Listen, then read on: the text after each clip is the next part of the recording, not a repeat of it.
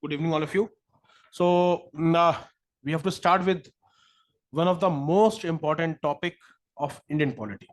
Okay, ये Indian polity का मतलब जितना इंपॉर्टेंट फंडामेंटल राइट है, पार्लियामेंट है, वैसे ही सुप्रीम कोर्ट का ये टॉपिक है जुडिशियल रिव्यू. ओके, तो सबसे पहले तो इस टॉपिक को पहले समझना पड़ेगा. What is judicial review? ये जुडिशियल रिव्यू होता क्या है? ओके, तो जुडिशियल रिव्यू, ओके,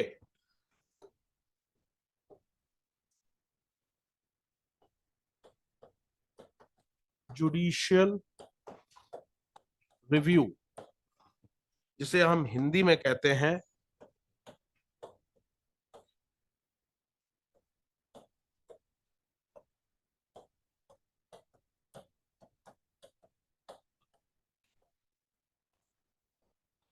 पुनर्वालोकन, न्यायिक पुनर्वालोकन. पुनर्वालोकन समझते हैं? फिर से देखना. फिर से देखना. आपने कोई आंसर लिखा और मैं अगर वो आंसर चेक करूंगा तो I am reviewing your answer. जैसे कहते हैं ना, kindly sir, kindly check the answer, तो उसका एक दूसरा वर्ड होता है sir, kindly review the answer.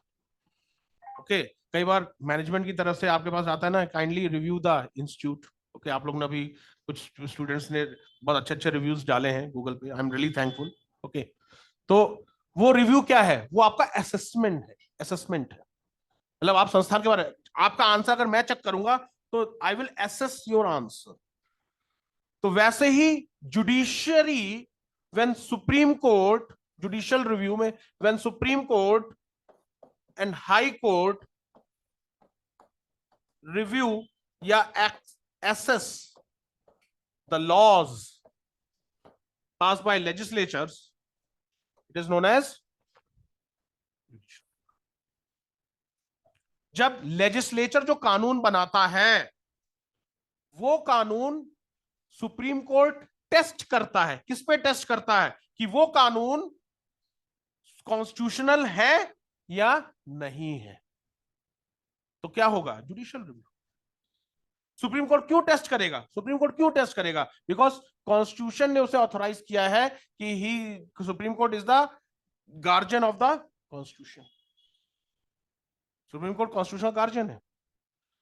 कोई भी कानून कॉन्स्टिट्यूशन के अगेंस्ट नहीं होगा. हमारे क्या, देखो क्लास, जस्ट मिनट, एक एक चीज समझा रहे हैं. ओके, आप चिंता ना करना, आई एम हियर. जो भी डाउट हो बिल्कुल खुल करके आप आराम से मेरे से पूछना. ओके, जैसे फॉर एग्जाम्पल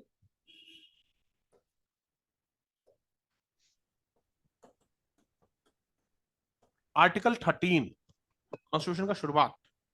आर्टिकल 13 कहता है any law contrary to the fundamental rights shall be void.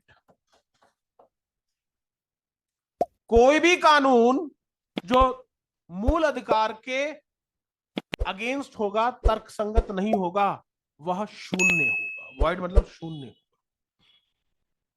Article 13 क्या कहता है? कोई भी कानून, मतलब this article empowers our fundamental right. कोई भी कानून मूल अधिकार के तर्क संगत नहीं होगा. तर्क संगत मतलब कॉन्ट्रेरी. अगर कोई भी कानून अगर मूल अधिकार के तर्क संगत नहीं होगा तो वह शून्य होगा. मतलब कानून को मूल अधिकार के, फंडामेंटल राइट के साथ चलना होगा.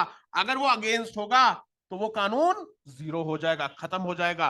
पर सुप्रीम कोर्ट कैसे मानेगा कि वो कानून फंडामेंटल राइट के साथ है या अगेंस्ट है? कैसे मानेगा? जुडिशियल रिव्यू करते हुए. जुडिशियल रिव्यू मतलब जब तक वो कानून को चैलेंज नहीं किया जाएगा, कई बार सुओ मोटो भी चैलेंज कर लेता, supreme court on its own भी ले लेता, या जब तक वो सुप्रीम कोर्ट उस कानून को पढ़ेगा नहीं तब तक।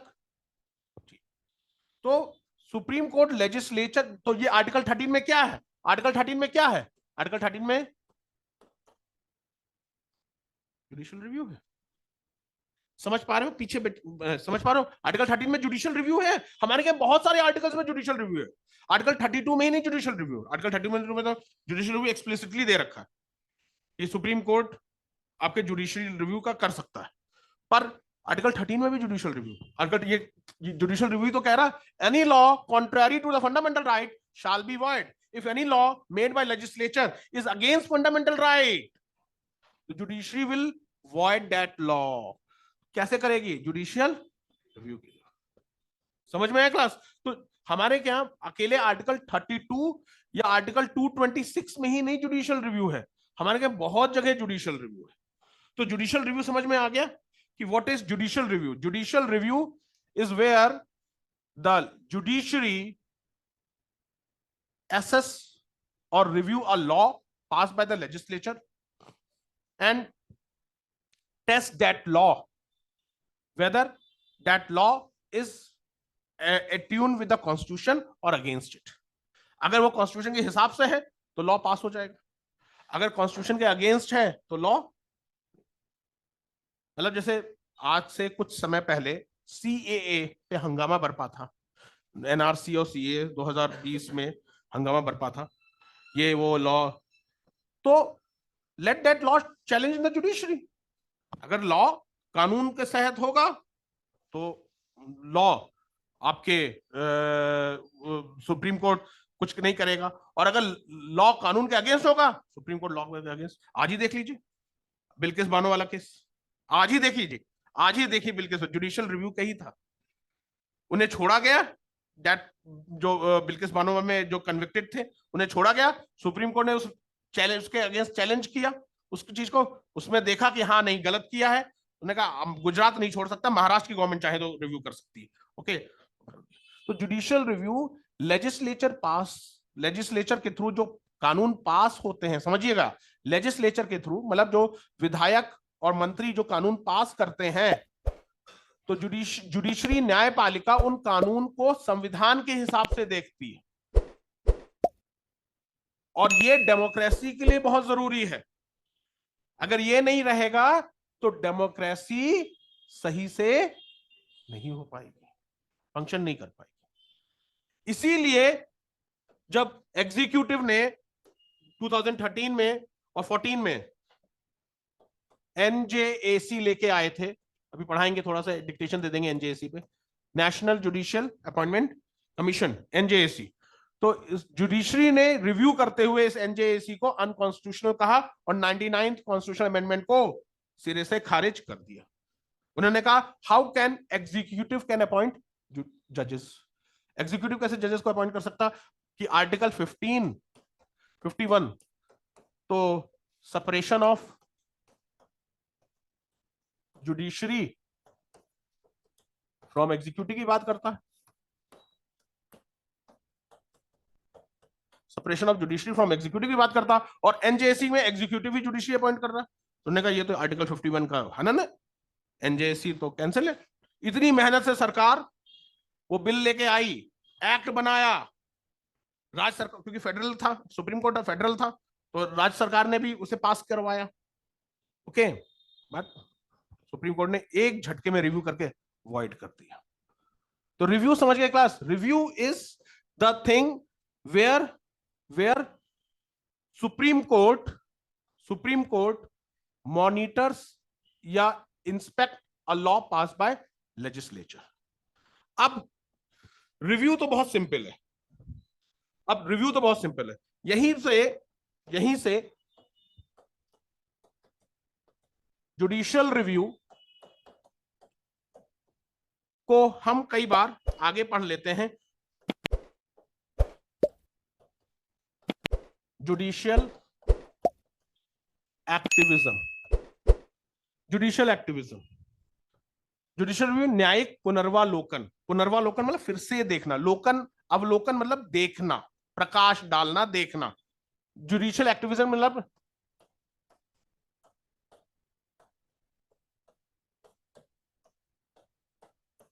न्यायिक सक्रियता, न्यायिक सक्रियता, सक्रिय है न्यायिक।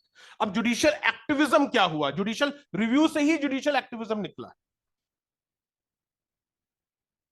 जुडिशियल रिव्यू से ही जुडिशियल एक्टिविज्म निकला, समझिएगा। अगर सुप्रीम कोर्ट सरकार के बने लॉ को रोके, सरकार के बने लॉ को रोके और सरकार से कहे फिर से लॉ बनाइए, तो this is judicial activism, judicial activism.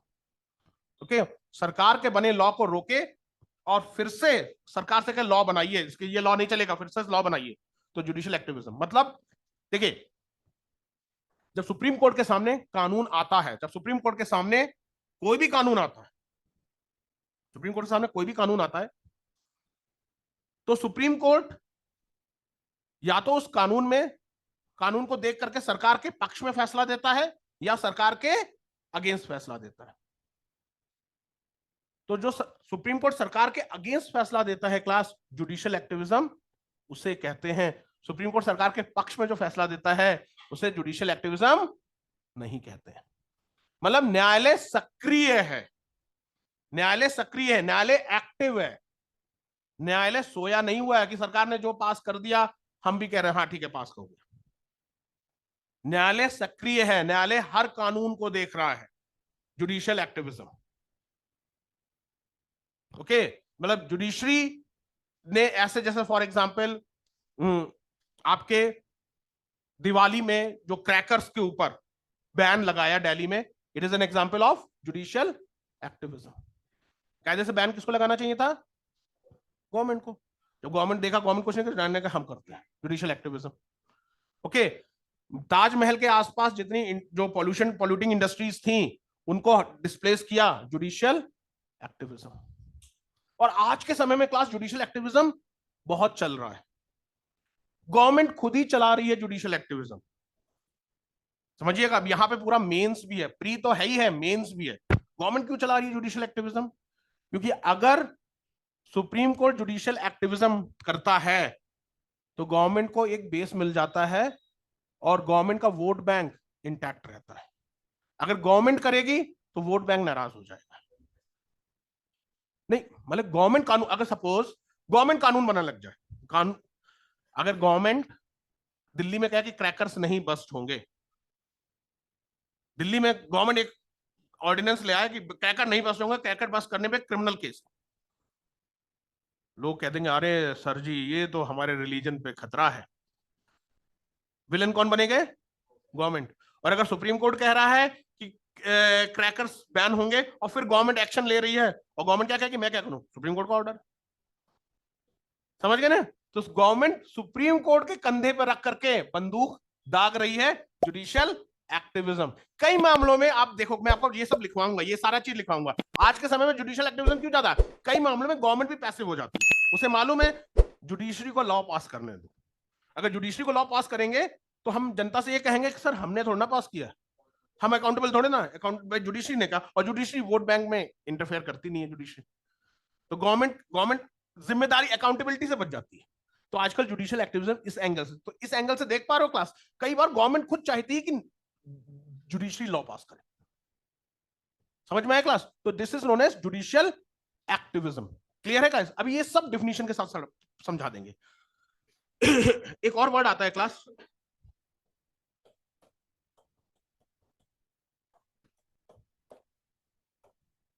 Judicial over reach. अब 3 वर्ड आ गए, जुडिशियल रिव्यू, जुडिशियल एक्टिविज्म और जुडिशियल ओवर रीच। अब जुडिशियल ओवर रीच क्या होती है? जुडिशियल ओवर रीच वो होती है जब जुडिशरी लेजिस्लेचर और एग्जीक्यूटिव जैसा बिहेव करने लग जाए। अब लेजिस्लेचर और एग्जीक्यूटिव जैसा कैसे बिहेव करेगी? कानून खुद पास करने लग जाए। जैसे जब यूपीए की सरकार में काफी सारे घोटाले हो रहे थे, तो सुप्रीम कोर्ट ने यह कहा था कि जब सुप्रीम कोर्ट ने सीबीआई को केज्ड पैरट कहा था मनमोहन जी की सरकार में, तो सब जानते हैं क्योंकि बोलता पोपट से हिंदी वो पेपर वाले कहते थे, बोलता पोपट है सीबीआई, कि जो सरकार कहेगी वो सीबीआई बोलेगी।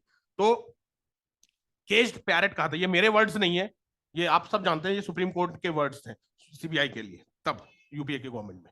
तो केज्ड पैरेट कहा और सीबीआई से कहा तुम प्राइम मिनिस्टर को नहीं रिपोर्ट करोगे, तुम मेरे को रिपोर्ट करोगे। अब यहां पे सीबीआई किसको रिपोर्ट करती है? प्राइम मिनिस्टर को रिपोर्ट करती है। पर सुप्रीम कोर्ट ने कहा तो आप प्राइम मिनिस्टर को नहीं रिपोर्ट करेंगे, यू विल रिपोर्ट अस। तो सुप्रीम कोर्ट ने किसकी जगह ले ली? एग्जीक्यूटिव की जगह ले ली। And this is known as judicial overreach. मतलब जब सुप्रीम कोर्ट अपना जो एक दायरा है, एक सीमा है, उसको क्रॉस कर जाए, एग्जीक्यूटिव लेजिस्लेचर के जगह आ जाए कि नहीं सर अब आप हमें रिपोर्ट करेंगे, तो this is judicial overreach. Judicial review और जुडिशियल एक्टिविज्म तो ठीक है, पर जुडिशियल ओवररीच कहीं ना कहीं जो बैलेंस ऑफ पावर है ना, उसको डिस्टर्ब कर देता है। मतलब अगर सीबीआई सुप्रीम कोर्ट को रिपोर्ट करने लग जाएगी तो फिर उसको पीएमओ का क्या करेगा? ओके, पीएमओ, सीबीआई तो पीएमओ को रिपोर्ट करती है, पर वो तो सुप्रीम कोर्ट ने कहा नहीं आप हमें रिपोर्ट कर, मतलब अब नहीं रिपोर्ट कर रही है, तब की बात कर रहा हूं। तो कई कई समय में सुप्रीम कोर्ट ने अब एक तरीके से लेजिस्लेचर और एग्जीक्यूटिव की जगह कानून बनाने लग गए, तो उसे जुडिशियल ओवररीच कहा जाता है। तो यहां 3 वर्ड है। जुडिशियल रिव्यू, किसी कानून को अगर जुडिशरी टेस्ट करती है, देखती है कि वो कॉन्स्टिट्यूशन के हिसाब से है या कॉन्स्टिट्यूशन के हिसाब से नहीं है, तो उसे जुडिशियल रिव्यू कहा जाएगा। अगर सुप्रीम कोर्ट या हाई कोर्ट किसी कानून, सरकार द्वारा पास कानून को गलत ठहराती है फंडामेंटल राइट को प्रोटेक्ट करने या किसी जनता के राइट को प्रोटेक्ट करने के लिए, तो उसे जुडिशियल एक्टिविज्म कहलाते हैं। और अगर सुप्रीम कोर्ट और हाई कोर्ट कानून, एग्जीक्यूटिव लेजिस्लेचर को रिप्लेस करके खुद कानून फ्रेम करने लग जाती है, तो उसे जुडिशियल ओवररीच कहते हैं। Review, activism, overreach. Clear guys? सबसे पहले वर्ड में आपके जो फंडामेंटल राइट्स थे,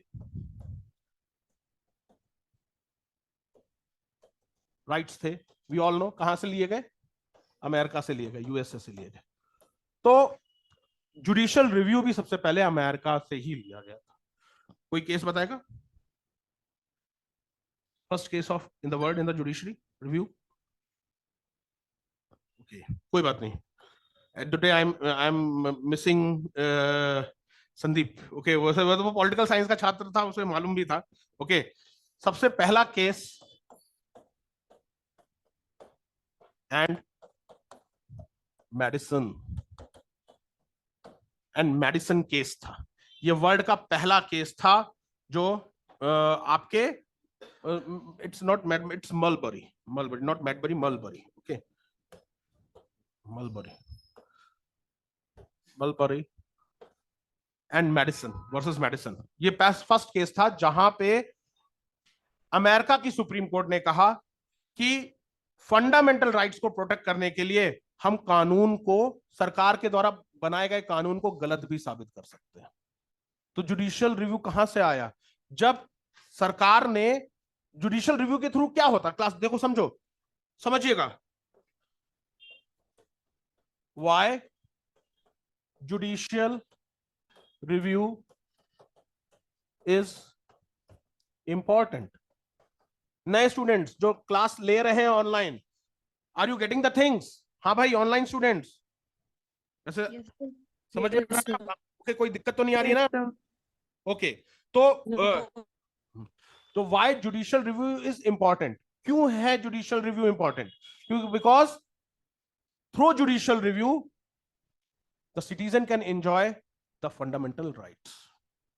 आर्टिकल 13 क्या कहता है? मैंने आपको बताया था ना, एनी लॉ इनकंसिस्टेंट,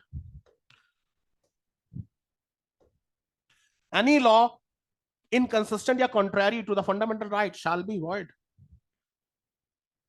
तो अगर सरकार फंडामेंटल राइट्स के अगेंस्ट कानून बनाती है, तो who will come to rescue us? Judiciary। who will come to rescue us? Judiciary will rescue us।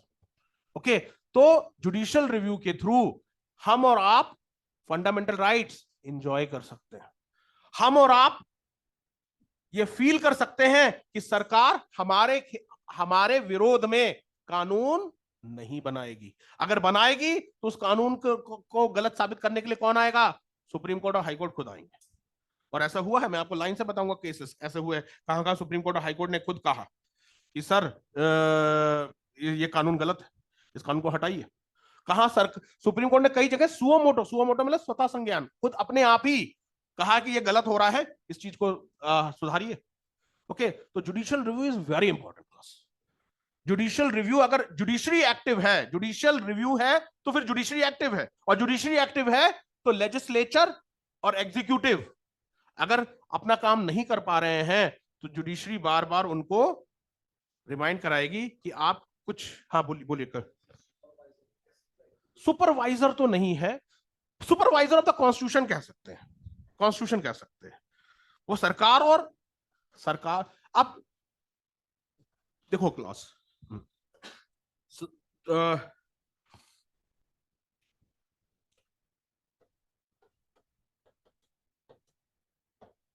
Judicial activism में सुप्रीम कोर्ट के जजेस खुद कहते हैं, सुप्रीम कोर्ट के सीजेआई और जजेस, अर्स में सब लिखवा दूंगा, एक एक स्टेटमेंट के साथ लिखवाऊंगा उन्होंने क्या क्या कहा है। सुप्रीम कोर्ट ने कहा है कि judicial activism supreme court and high court के ऊपर इम्पोज किया गया है, it has been imposed on supreme court और हाई कोर्ट। नहीं नहीं नहीं नहीं नहीं, दिस एक्टिविज्म नहीं, सुप्रीम कोर्ट और हाई, समझिएगा, सुप्रीम कोर्ट के कई जजेस ने कहा है, मैं लिखवाऊंगा अभी किस किस जज ने कहा है, कि हम कोई मन से जुडिशियल एक्टिविज्म नहीं करते हैं, पर जब हम देखते हैं कि गलत हो रहा है, वो कानून कायदे से एग्जीक्यूटिव और लेजिस्लेचर को बनाने चाहिए थे, और एग्जीक्यूटिव लेजिस्लेचर चुप हैं, तो सुप्रीम कोर्ट खुद आता है। आगरा का एक केस है, 80s का केस है। ओके, तो जहां पे आपके जो वो लेडीज और वुमेन्स रहती हैं जिनका कोई होता नहीं है, ओके, सुधारागृह जो एक तरीके से, वहां पे उनके साथ कई जातियां हो रही थी। सुप्रीम कोर्ट के ऐसे ही वो किसी न्यूज़पेपर में उसने डिटेल से निकला, और सुप्रीम कोर्ट ने वो चीज पढ़ी, और सुप्रीम कोर्ट ने सो मोटो ही एक्शन ले लिया कि इस चीज में रूल्स एंड रेगुलेशन बनने चाहिए और इस चीज पे कार्रवाई हो। यूपी पुलिस से कहा कि आप इस चीज को एक्शन देखिए, ये this is what judicial activism. इसी तरीके से बंधुआ मजदूर जो बॉन्डेड लेबर थे, सुप्रीम कोर्ट ने उनको चीज को नोटिस किया और उन्होंने कहा कि नहीं भाई, आप आज के समय में बंधुआ मजदूर bonded labour is against fundamental rights, तो सुप्रीम कोर्ट ने उसके खिलाफ एक्शन लिया, जुडिशियल एक्टिविज्म। अब कायदे से ये कानून किसका था, ये सब किसके था, 84 85 में जो कानून हो रहा था, सरकार का काम था, पर सरकार काम नहीं कर रही थी, इसलिए सुप्रीम कोर्ट के जजेस कहते हैं कि हम पर जुडिशियल एक्टिविज्म इम्पोज्ड है, हम खुशी से नहीं कर रहे हैं। मतलब कहने का मतलब यह है, देखो आम भाषा में बता रहा हूं, सुप्रीम कोर्ट हाई कोर्ट ये कहता है कि हम धृतराष्ट्र की तरह आंखें बंद करके देख नहीं, वो बैठ नहीं सकते। अगर लेजिस्लेचर एग्जीक्यूटिव नहीं कर रहा है तो हम तो एक्टिव होंगे ही होंगे। अब जैसे 2020 में सीआरआर सीए एनआरसी पे इतना हंगामा हुआ, सिंपल बात है यार, तुम्हें हंगामा करने की जरूरत नहीं, challenge the law in supreme court. अगर सुप्रीम कोर्ट उस लॉ को क्लियर कर देगी मतलब लॉ में कुछ नहीं है, और अगर गलत होगा, फंडामेंटल राइट्स के अगेंस्ट होगा, तो सुप्रीम कोर्ट खुद ही नहीं उसे पास होने देगी। और बेकार में वो पॉलिटिकल एंगल था सीए एनआरसी, वो पॉलिटिकल एंगल, तो उसे हंगामा बनाना था सीए एनआरसी, वो तो बाद में कोरोना आ गया इसलिए सबको डंडे मार के भगा दिया गया, वी ऑल नो। ओके, तो सीएनआरसी का था भाई, सिंपल बात है, अगर आपको कानून से सेटिस्फाइड नहीं है, आपको लग रहा है कि कानून फंडामेंटल राइट के अगेंस्ट है, यही तो बोल रहे थे सीएनआरसी फंडामेंटल राइट, तो भैया फंडामेंटल राइट के अगेंस्ट है, जाओ सुप्रीम कोर्ट में लगा दो, और सुप्रीम कोर्ट खुद ही देखेगा कि लॉ के फंडामेंटल, आप क्यों आ रहे हो रोड पे। याद करो सुप्रीम कोर्ट ने यह भी कहा था, अगर आप प्रोटेस्ट कर रहे हो तो आप किसी और के फंडामेंटल राइट में इंक्रोच करना, प्रोटेस्ट करने का अधिकार है पर किसी का और का फंडामेंटल राइट नहीं इंक्रोच होना चाहिए। तो judicial review is very important. Judicial review सरकार को कंट्रोल में रखता है, सरकार को ध्यान में रखता है कि उसके ऊपर जुडिशरी है जो उसके कानून को देख रही है, और अगर जुडिशरी को लगेगा कि यह कानून संविधान के हिसाब से नहीं है तो उस कानून को कैंसिल कर देंगे। तो दैट्स व्हाई डेमोक्रेसी में, जैसे मैंने कहा, सुप्रीम कोर्ट होना बहुत जरूरी है, फेडरलिज्म और डेमोक्रेसी में सुप्रीम कोर्ट होना बहुत जरूरी है, उसी तरीके से सुप्रीम कोर्ट का जुडिशियल रिव्यू का पावर भी होना बहुत जरूरी है। अगर जुडिशियल रिव्यू नहीं होगा क्लास तो सरकार निरंकुश अनकंट्रोल्ड हो जाएगी। समझ पा रहे हो ना क्लास, समझ पा रहे हो ना? ओके, तो that's why we have to start with the judicial review. We will see what is judicial review. First we will see judicial review, then we will see judicial activism, and then we will see judicial overreach. ये आज और कल का topic है, 2 दिन का यही topic है। ओके, देखिए क्योंकि हम केसेस के साथ पढ़ाएंगे। ओके, देखिए class, judicial review, judicial review